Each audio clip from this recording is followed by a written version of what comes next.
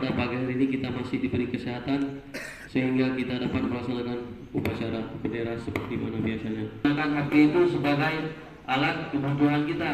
Contohnya, misalnya kita sekolah, kita belajar, nggak ada bahan, kita cari di situ.